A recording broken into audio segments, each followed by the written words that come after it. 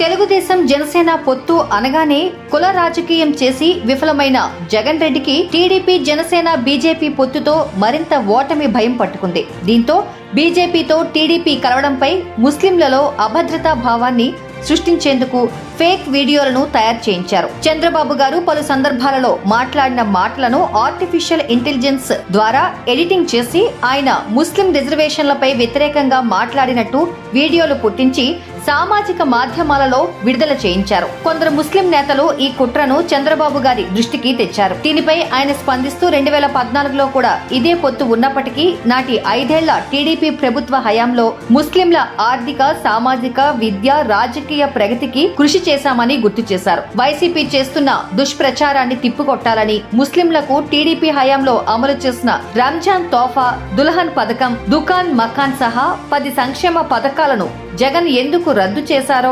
అడగాలని ముస్లింలకు సూచించారు. ముస్లింలకు పూర్తి భరోసా కల్పిస్తామని టీడీపీ అధినేత చంద్రబాబు స్పష్టం చేశారు.